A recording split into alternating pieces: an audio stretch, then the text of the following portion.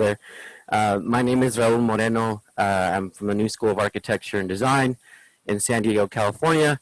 I'm going to assume that a lot of you have been to San Diego, or at least heard of it.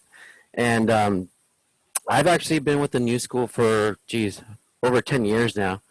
And I started off in the enrollment and admissions department. Now I actually do field enrollment. So I'm actually the person that is assigned to the Imperial Valley. Like Denise mentioned, I am a local product of the Imperial Valley. I actually graduated from Central High School, a long time ago in 1990. But yeah, my parents still live in El Centro, California. And yeah, I always love to come back to the Valley and definitely meet with students and parents and counselors and teachers. So I'm going to jump into the presentation here. Just a quick thing about COVID. Our campus is currently still in an online-only basis. So for now, you can go to that link down there. You're more than welcome to take a picture of it as well to get any updated information on what's going on. We're fully online. We're hoping that in the winter or spring that will change, but for now, all courses are being taught online, including our studio. So just a little bit about monitoring the situation and what's going on with COVID-19. I'm sure that most of you are sick of hearing about it, but just got to let you know what's going on with our campus in particular. So the big thing that's going on at our campus is that we're celebrating our 40th anniversary, and that's something that we take a lot of pride in. Sometimes I'll get the question, are you guys a new school? We've actually been around now for 40 years. So the name New School actually comes from our founder, Richard Welsh, who started New School back in the early 80s and started it off in Chula Vista, California. And then we moved to downtown San Diego a little bit over 30 years ago. And we're doing a big celebration this year virtually, and then hopefully a live one next year. So we're going to have to kind of come back to it. But we usually like to have huge celebrations at New School. So just a little bit about the history of the school and our founders and where we're at when it comes to location. We are, like I said, located in downtown San Diego, specifically in the East Village. So if you're familiar with San Diego and you know where Petco Park is, the baseball stadium, we're about walking distance, so 3-4 blocks away from Petco Park, and about 5 minutes from the San Diego Zoo and Balboa Park. So that'll give you kind of an idea of our location. We are a regionally accredited university, so we're WASC accredited, as well as NAB accredited for programmatic purposes. So if you're looking at architecture programs, that's very important. So whether you're looking at a school like us, New School, or you're looking at Cal Poly, San Luis Obispo, Pomona, or the USC School of Architecture, those are all NAB accredited programs. So if you're looking to become licensed or certified, definitely look at that NAB accreditation. That's very important. So take note of that. So I'm going to kind of flip through, and I know we're going to have time for questions afterwards. So I'm going to talk about each one of our programs just really quickly so you guys can get an idea of what our school is about. We're very specialized in the sense that we offer only a handful of majors, but they all revolve around architecture and design and construction. So on the undergraduate level, you'll notice we have architecture, and we have construction management. We have our School of Design that houses our product and industrial design programs, graphic design and interactive media, and interior design and architecture. And one of the newest things that we did recently is that now we're offering minors. So with every one of these programs that you see on this slide, you can actually minor in any one of those areas that you see there on the far right at the bottom. So if you wanted to do an architecture degree with a minor in construction management, or some people call it project engineering, project management, you can definitely do that. You can get into digital architecture and fabrication, healthy urbanism, redevelopment, and then your obvious ones like interior design, graphic design, interactive media, and product design. I do get the question quite a bit as well, which minors kind of go with each other. And it all depends on the student. We have noticed that with architecture, construction management is definitely a great minor, and also interior design. So you'll find that a lot of students are minoring or taking a degree in interior design with a minor in architecture and vice versa. So just some suggestions for prospective students. So I'm going to kind of jump into each one of the programs. Our biggest program is architecture. Like I said, we offer it on the undergraduate and graduate level. We are a nationally STEM approved program now. So if you've never heard the term STEM, now the technical term is STEAM. So science, technology, engineering, art, and math. And all of our programs revolve around all of those industry areas. So if you have more specific questions about that, definitely reach out to me, or I'll put you in touch with one of our enrollment and admissions people so they can answer further questions about STEM approval and what that entails with New School. So with architecture and all of our programs, they are super visual. So I want to show you guys some student samples of student work. Every year we choose different areas that we want to visit. Sometimes they're local to San Diego, but we do a lot of domestic and even global study abroad. This is actually from a project that we did out in Seattle, Washington. This was done last year. The year prior to that, we actually went to Portland, Oregon and did some renovations to the Ford district down there. This is actually the waterfront of Seattle. And I want to show everyone this because it's very important to kind of get a visual of what an architect does. And it's not just designing homes. So everyone's, oh, you know, they design houses and they design tiny homes and they design, you know, condos. But it's actually a lot more than that. Most of our students are finding jobs in commercial architecture. So some of the pictures that you see here are proposals for the waterfront in Seattle, Washington. And I mean, you'll notice they have very unique styles.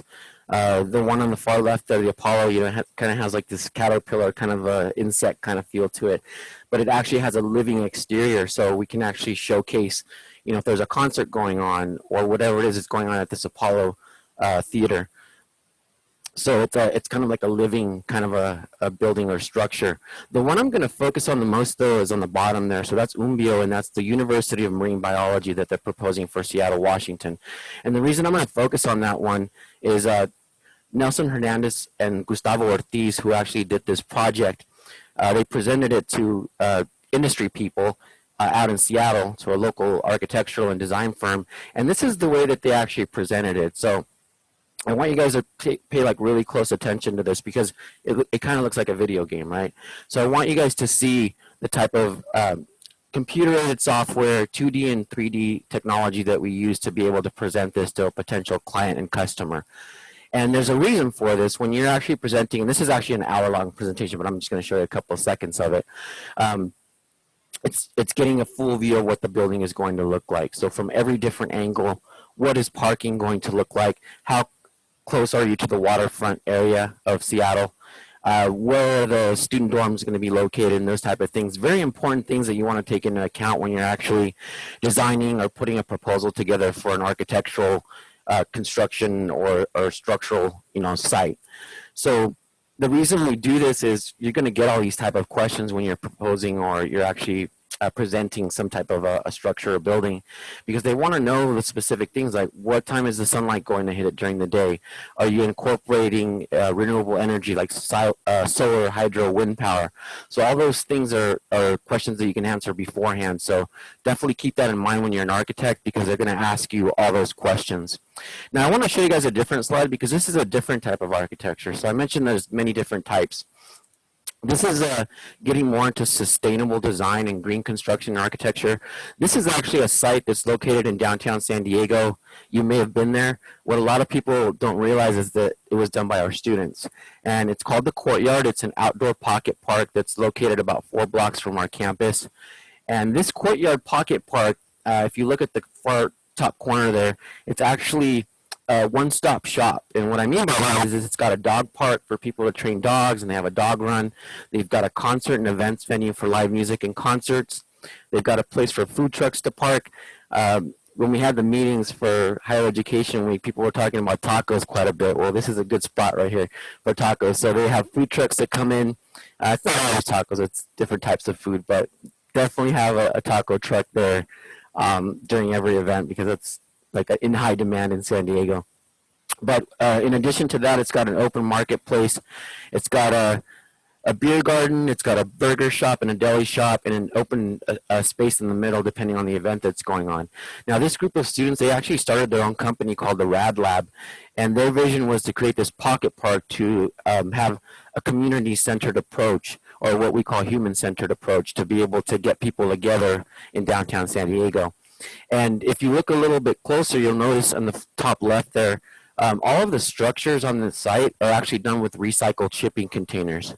So these are recycled shipping containers from a ship or a train that were not being used or were basically thrown away. And these guys recycled them and turned them into every single structure that you see on the site. A big advantage of having recycled shipping containers for your structures is that if you ever had to move, you can easily relocate and move the whole pocket park to a different section of downtown San Diego, or you can set up at Balboa Park or on the Seaport Village or whatever it is. So it's a great way to be able to have kind of like a mobile pocket park. So definitely a really cool project. So I'm going to talk about some of the other programs too. So construction management, I mentioned, is a really great one that goes with architecture.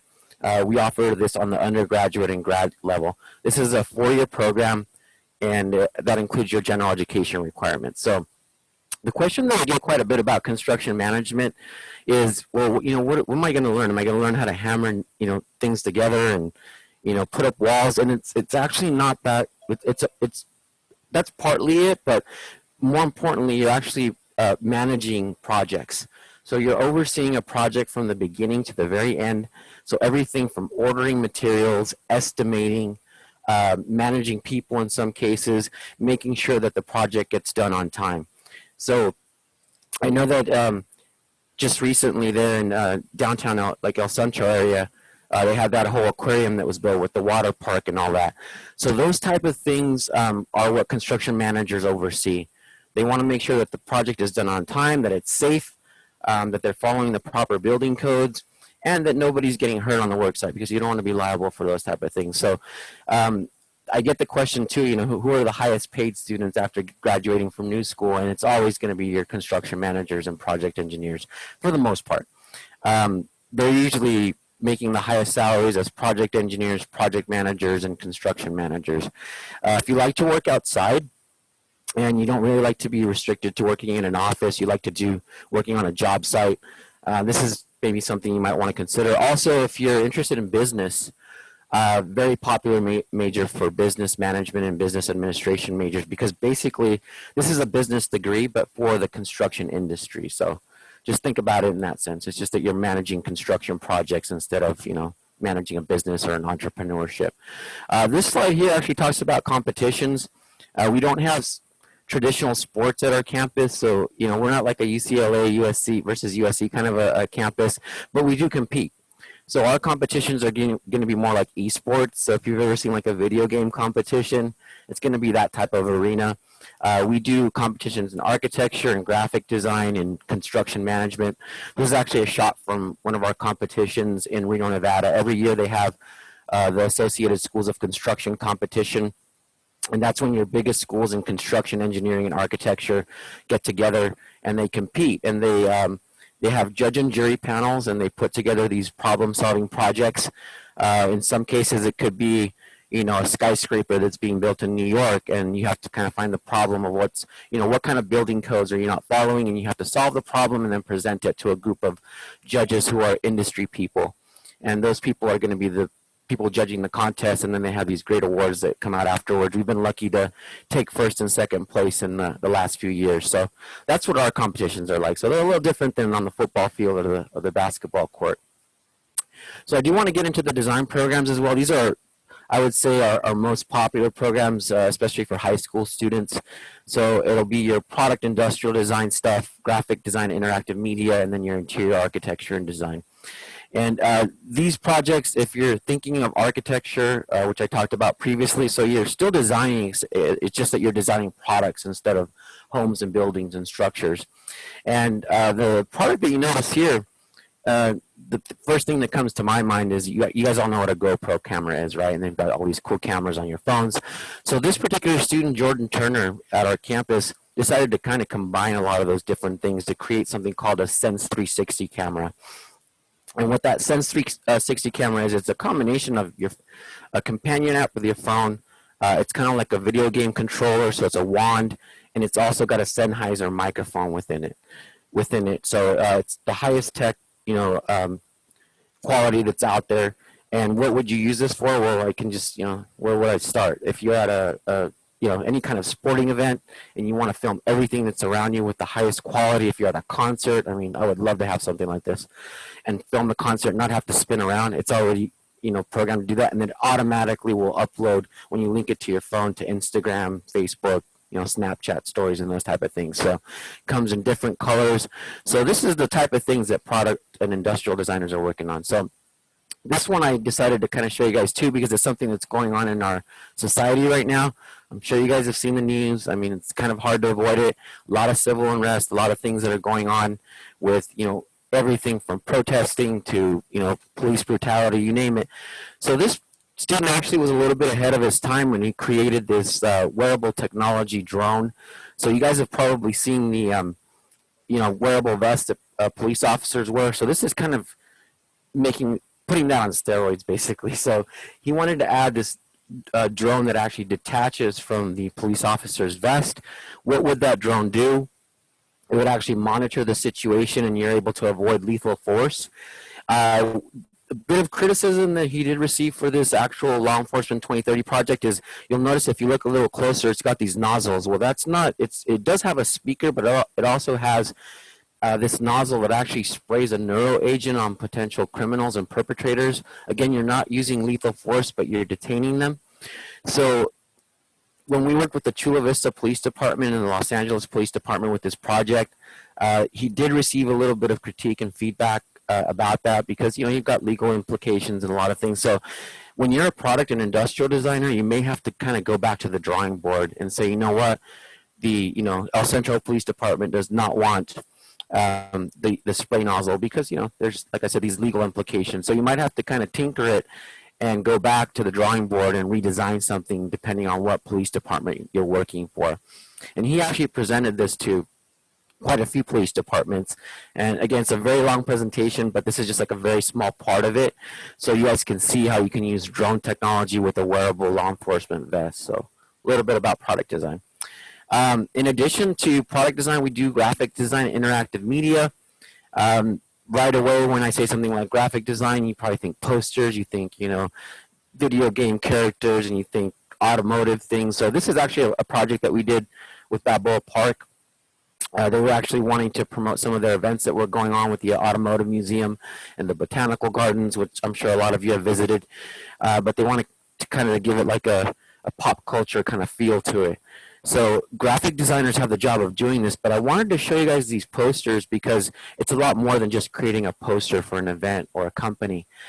We call it creative advertising and marketing, and I'll show you guys a good sample of what creative advertising and marketing is in this next slide. So this is a Jeep advertising campaign that we did with Jeep. You guys all know what Jeeps are. You know, they've got Jeep Wranglers, Grand Cherokees, and all the different vehicles that they have.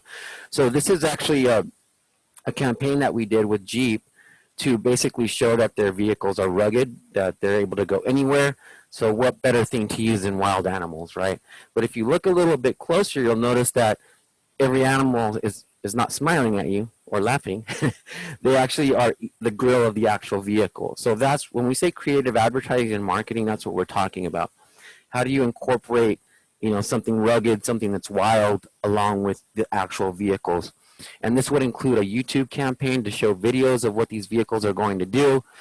We had everything from having the animals be transformers and go from being an animal to a vehicle, all the way to the actual animals driving the vehicles. So that was kind of funny.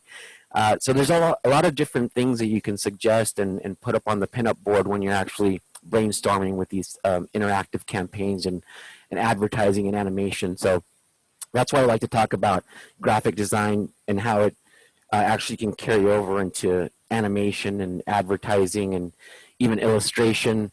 We design apps for phones, so there's a lot of different things. When you read the word interactive media, it involves a lot of those components to it. So this one here is actually about interior design. So I talked about architecture earlier in construction.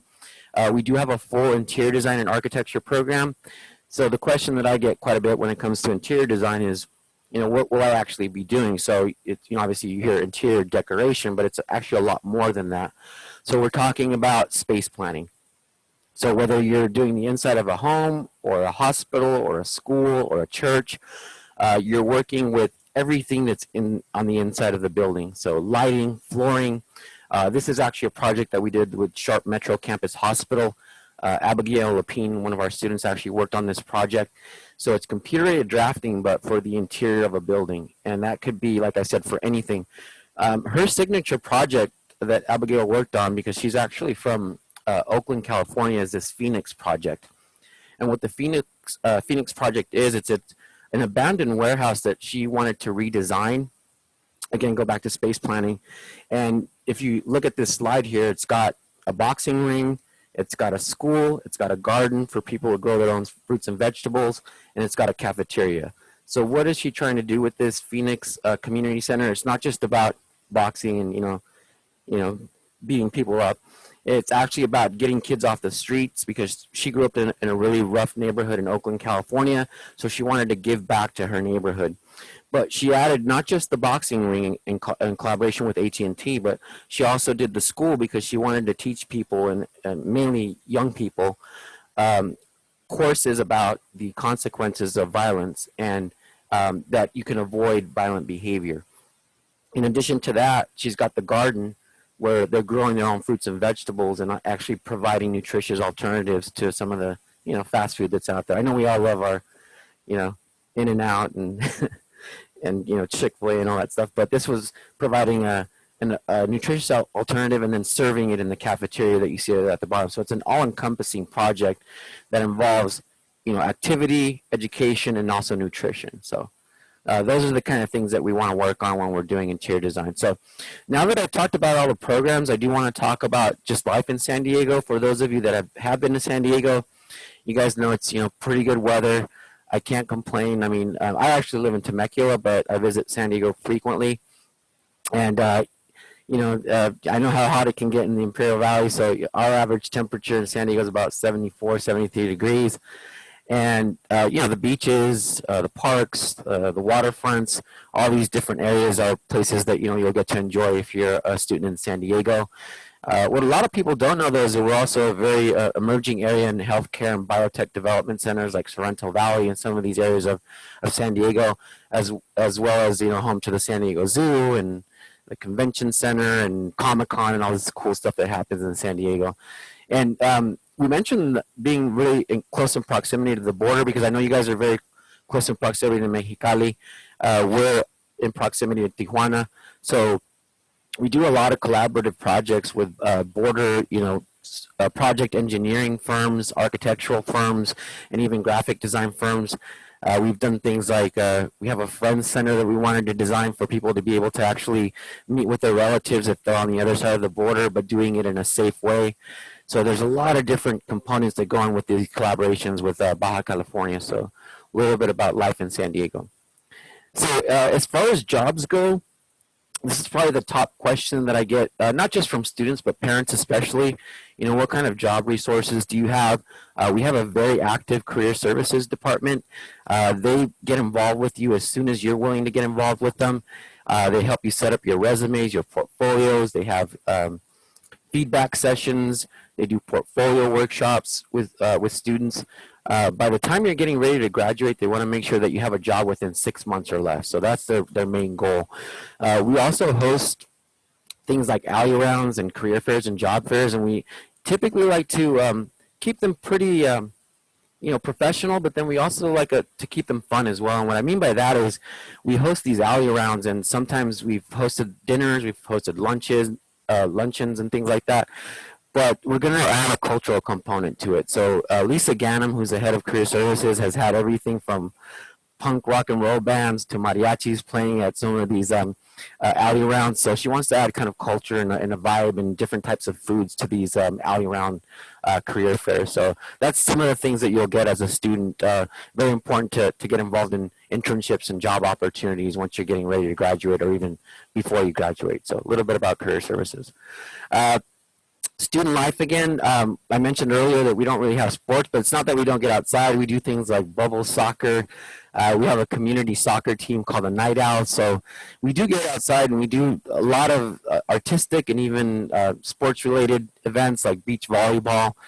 We have our Fall Fest International Days and then Spirit Weeks, where we get involved in all kinds of different community events like art expos, Comic-Con, and getting involved with places like the San Diego Friends of Architecture community that's a part of Balboa Park. So a lot of things involved when it comes to student life so that you guys can not be stressed out all the time and kind of do some fun things outside of the classroom. So a little bit about student life. So study abroad, I kind of touched on a little bit earlier. So we do study abroad. Right now, all of this is on hold, but we've gone to places in Latin America, Europe, Asia. Last year, our students got to go to Peru. And this involves pretty much all of our programs, from architecture all the way to industrial and product designers. And the reason we like to involve study abroad, you know, constantly into our programs is that we want to make sure that you guys get some cultural perspective, and also understand that when you're working with other cultures in other countries, that they may not have the same budgets, they may not be ordering the same materials, so they have different materials that they work with, especially different building codes when you're working in another country. So we want our students to be exposed to that, so that they understand, if they ever got a contract in Japan or Canada or Mexico, that they understand what the culture is like there when it comes to design, construction, and architecture. So we expose our students to this constantly, so they can get a worldly approach to their projects and what they're working on. Student housing, so I do get this question quite a bit. I know the Imperial Valley is not too far from San Diego, but I doubt you'd want to be driving from the Imperial Valley to San Diego. This is one of our student housing facilities. If you come down for an open house, you'll actually get exposed to what our student housing is like. This is actually one of the facilities that we use. We've actually worked out a deal with the San Diego Student Housing Commission to provide affordable student housing in downtown San Diego and the surrounding areas.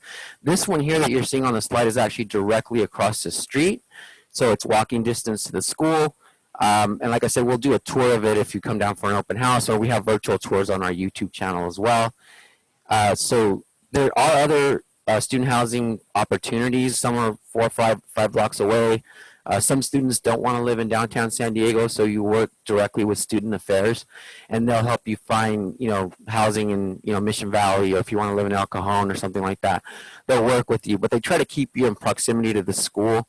A lot of our students surf and they mountain climb and do all kinds of different things, so they like to live near the ocean and different places. So we try to help them out as much as possible with off-campus student housing possibilities. So a little bit about student housing.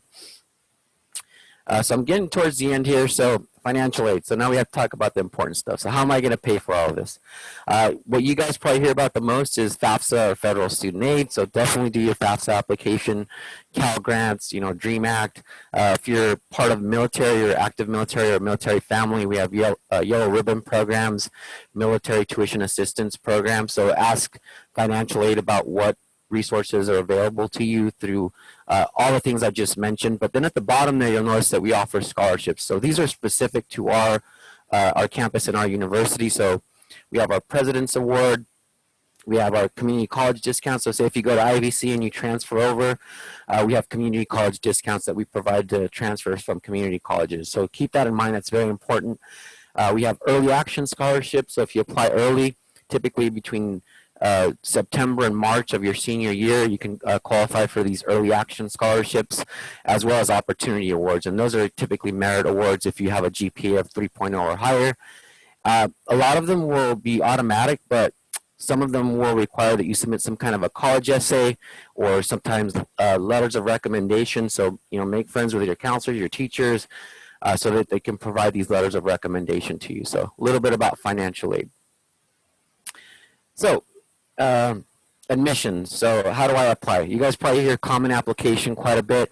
We're not actually part of the common application process, but I will say it's a lot easier to apply to our campus. You go to our website, you submit the online application, you create a student portal for yourself, and you apply, you submit your transcripts to that same portal, your college essay, your statement of purpose, and then I get a lot of questions about portfolios. So for high school students, portfolios are not required. But I tell all of my high school prospects, get in the habit of putting together at least a basic portfolio. And that could be anything that you've done on the artistic or creative side. I don't expect you guys to have an architectural portfolio with the University of Marine Biology in it. What I expect is that you have anything that you've done on the creative side, whether it's sketches, drawings, edited photographs, if you're doing a graphic design major. And I'll give you guys just a quick example, because I've had a couple of students that have come back to me and have said, I'm really stressed out about my portfolio. What do you want me to submit within it? And this young lady actually had some experience with jewelry design. I know it's not architecture and it's not interior design, but it's design. So I told her to put together a portfolio of how she put together her jewelry and then a finished product and put that into a portfolio format. So that's also design. So just think about some of the things that you do on a daily basis, whether it's, doing posters for music and your favorite bands, or you like video game characters or sports or whatever it might be. You can kind of combine that into your architectural design portfolio. So getting towards the end here, this is the best way to contact me. Take a screenshot of my contact information there. That's my digital business card, and obviously the QR code. If you want more information, I encourage all of you to actually take a picture of the QR code and get in contact with us. We have all the social media handles from YouTube to Instagram, Twitter, and LinkedIn, you name it, Facebook. So get in touch with us, and I guess I'm going to open it up for some questions, right, Todd? Yes, that's correct, Raul. Yeah. Thank you so much for joining us today. If you just tuned in, you see on the screen there, Raul Moreno from New School of Architecture and Design in San Diego is joining us. This is the Higher Ed Week that is hosted by the County Office of Education here in Imperial County. My name is Todd Evangelist, and I work for the County Office of Education. And at the top of every hour, we have a new representative from a college or university that will be joining us, sharing about their school and answering questions. And we've kind of come to that part in the New School segment, and with Raul, he's going to be answering questions. So if you're on the line as a student, we have a number of you on the line. There at the bottom of your screen, there's a Q&A tab. We would love for you to ask some live questions. You can type it in right now as we're speaking, and we'll quickly moderate those, and we'll read those for Raul, and he can answer your questions live. But a few folks have turned in some questions ahead of time. And so, Raul, let me start with those while some students might be typing away at questions that'll come in here shortly. But a couple of them, I kind of grouped them together into the kind of the financial section of stuff. So here's a couple questions that you can get to. And one of them, I think I heard you already answered in financial aid stuff. So what are the costs to attend the school? And then another quick question would be, would I be able to use financial aid at your school? I think I heard you say yes to that. And then are there options about obtaining student loans? And then the scholarship question. So cost, financial aid, student loans, and scholarships, all those kind of wrap around that segment, that topic of finances. So yeah, no, those are all great questions. So let me answer this, the best way possible. So the easiest way to put it when it comes to tuition, for all the design programs that I talked about, your graphic design, interactive media, interior design, as well as product and industrial design, those programs are between $22,000 to $23,000 a year. We're on a quarter system, so instead of 16-week semesters, it's 10-week quarters, which means you have some really great long breaks. For architecture and construction management, those are between $27,000 to $28,000 per year. That's tuition and fees only. That doesn't include housing. So you can kind of estimate the housing to put you at probably more, much closer to probably about $35,000 to $36,000 a year if you include housing. As far as loans go, I mean, those are done through the Federal Student Aid Commission. So yes, I mean, students can apply for private loans through their credit unions or whoever it might be, or our financial aid department will help you work with a student loan company to be able to, get you the lowest interest. So they'll give you recommendations through your FAFSA. Just make sure you complete that, with all of your parents' information and your personal information, so that our financial aid department can see what you qualify for, whether it's need-based scholarships, loans, and a combination of, many things, so we don't leave you with a lot of student debt. As far as the scholarships we offer, I mean, I talked about some of those. I don't know if someone had a specific question about a certain scholarship, but they usually involve some kind of an essay, 2 letters of recommendation, and in some cases, like the President's Award, you have to do a basic portfolio. So a little bit about scholarships. Thanks, Raul. The only follow-up question to the scholarships was, where and when can I apply for those scholarships? Oh, when and where? So you, as soon as you apply, even beforehand, there's usually financial aid deadlines, especially for Cal Grant. So you want to make sure you submit those before March, whatever the deadline is. But you can start applying for those as early as, I believe, the end of your junior year through FAFSA. Just make sure that you do the most recent FAFSA application. When in this case, it would be the 2020-2021 application. Once that is done, our financial aid department will have a meeting with you and your parents, and they're going to go over which type of scholarships it is that you qualify for, in addition to the FAFSA, like Cal grants and all those different things. So, good. So it seems like you have a meeting with students to answer some of those specific questions. Other stuff seems to be related to admission and application stuff. So what are the requirements to be eligible to apply to your school? Yeah, and let me go quickly back to that slide. So admissions checklist, I can email this to you guys. We have this little cheat sheet. You're going to do your online application. GPA-wise, we're looking for a 2.5 or higher. If you want to qualify for the merit scholarships, they'll try to keep it above a 3.0, but minimum is a 2.5. Your college essay, your statement of purpose, 2 pages maximum, just telling us a little bit about yourself, what makes you a good fit for the school, maybe your future plans after you graduate. So, you know, pretty easy, 2 pages. The portfolio I did kind of cover a little bit, but anything you've done on the creative or artistic side, sketches, photographs. If you're submitting a digital portfolio, you can submit a short video as well. Animations, you can get as creative as possible as long as you don't go over the 10 megs. That's you know, the maximum we allow. So I think I covered everything. Yeah, and the portfolio, like I said, is optional for high school students. Yeah, perfect. A couple questions also came in about, as it relates to admissions. You know, you're kind of a technical school, so questions were, how many years of math should I have on my transcript? Great question. So we're looking for college algebra, pre-algebra. It depends on the major. So architecture tends to be the most math-heavy program.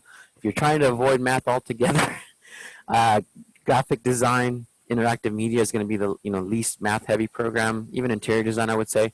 But your product industrial designers and architecture students, at least college level algebra or math, and for architecture, at least geometry.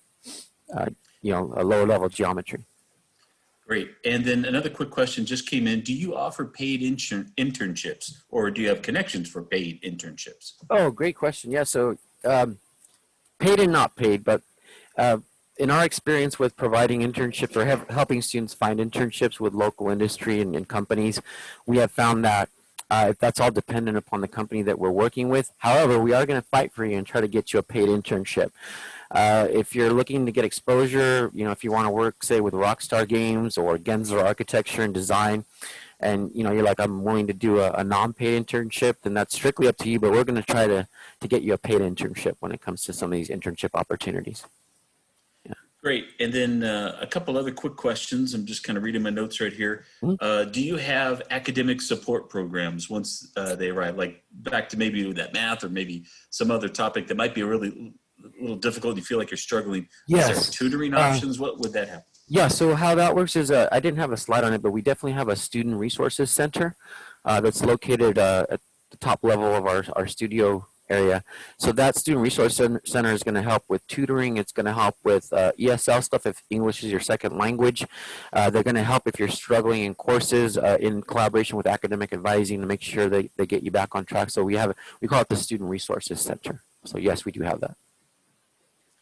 All right, wonderful. And by the way, if you're just tuning in, glad you are here. This is, I guess, the 1 o'clock hour. So it's the first Zoom that we have of the day for Higher Ed Week today. And we're speaking on the line with Raul Moreno from New School of Architecture and Design in San Diego. And we are glad you tuned in. I think at the 2 o'clock hour, we have Grossmont College, and then UC Merced a little bit later, and then Cal State Chico a little bit later on today. So if you want, you can stay on for all of them, but know that they start at the top of every hour.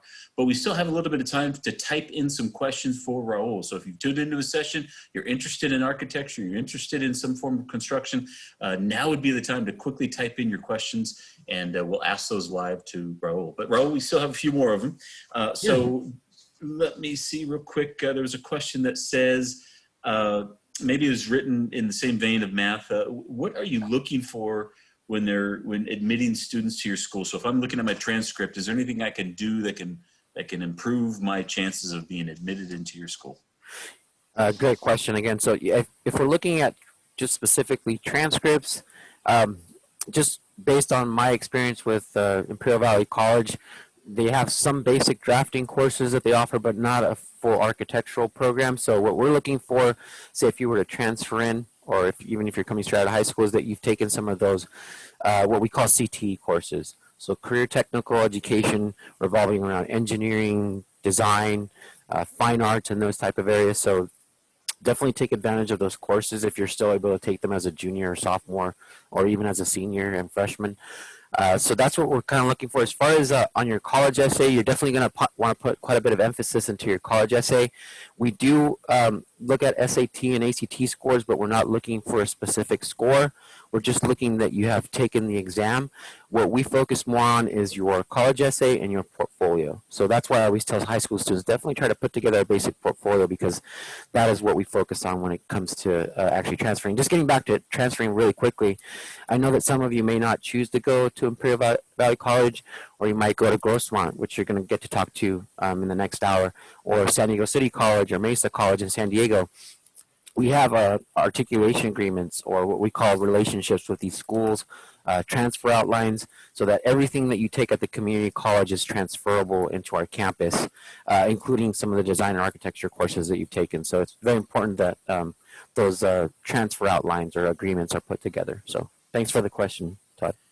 That's a great point, Raul. And so to the point of, some students are logging in right now or have been on the line, and the target audience is high school seniors. And so they may choose to go to a community college before they head over to new school. But it would be important, as they meet with their community college counselor, to kind of lay out to the counselor your long-term plan of transferring to this university or that college, and in this case to New School of Architecture, because you do have some articulation plans or a map out relationship, so that you want to make sure that you're taking all the courses that would strengthen your experience, especially in your admittance into new school. So good point. I'm glad you mentioned Definitely, yeah. Real quick, there was a couple questions that have come in, and I'll just kind of read them out there and you can answer them. We have probably about 10, 15 more minutes left. Okay. I'm a painter, is what one student asked. What kind of art do I need to see in my portfolio if I'm now trying to get into the School of Architecture and kind of move towards use the art towards architecture? Yeah, no, amazing question. Thank you, whoever submitted that. Yeah, if you're a painter, obviously samples of your paintings, studio art and those type of things. If you're able to edit some of your paintings and maybe put them into like Adobe Photoshop, Illustrator, and kind of give them some color and some pop. That's what I usually tell students, to kind of just, make your projects and your sculptures or paintings or whatever it is that you work on, give them a little bit of a design flavor and put them together in a portfolio. More importantly, show the steps that went into some of your paintings. Like, how did it start off and where did it end up? So that very important stuff to put into your portfolios. Good. And Rod, I think you mentioned it earlier on, but it's such an important topic right now. A couple of students have asked a question about SATs and ACTs. Yeah. As you probably know, many students, if not the majority of them, can't even take an SAT exam right now because there just there's no testing sites available, and who knows when they're going to be open. So are SATs and SATs required for your university? They are not required right now, and you brought up another great point.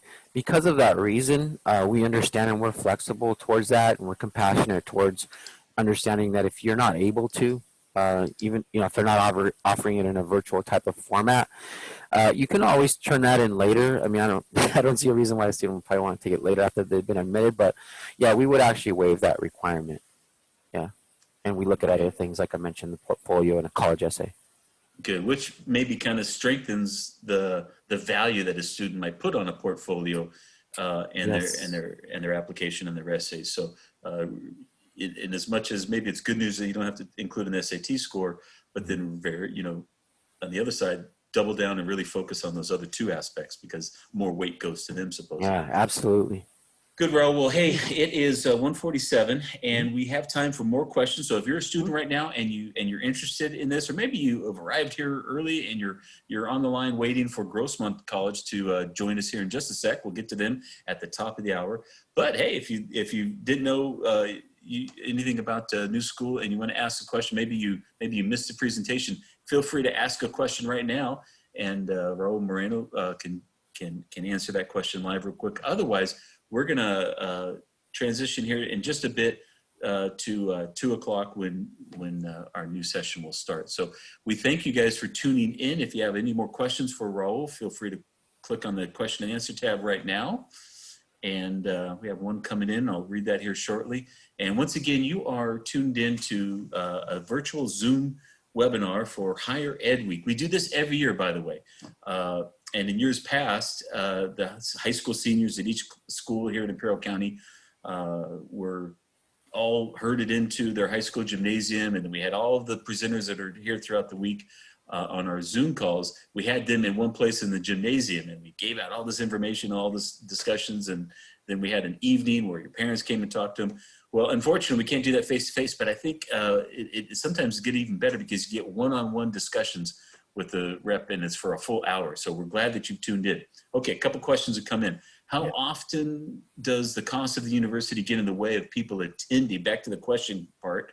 And is there any way to set up a meeting about specific questions that they have for you? I'm assuming on the screen right now is your contact information. So if students want to set up a specific meeting, can they just contact you directly with all that contact information? Yeah, take a picture of this slide, or you can click on the QR code and it'll send your information over to me, fill it out, and I'll get that. But to answer Todd's question, or the student's question, or whoever asked it, the way that it works is once you've applied and you've been what we call conditionally admitted and not necessarily formally admitted, and when I say we, our enrollment and admissions department will reach out to the financial aid department, and they'll set up an appointment for you to meet with yourself and your family. I speak Spanish, so we have Spanish speakers that can help out with that process as well. They'll go over all the financials, so they're going to look at your FAFSA or federal student aid application page by page, and they're going to make sure they didn't miss anything, what you qualify for, what you didn't qualify for, and if there's anything extra that you have to do, say for a specific scholarship that you may qualify for because of your cultural background, because you're involved in student council or whatever it might be.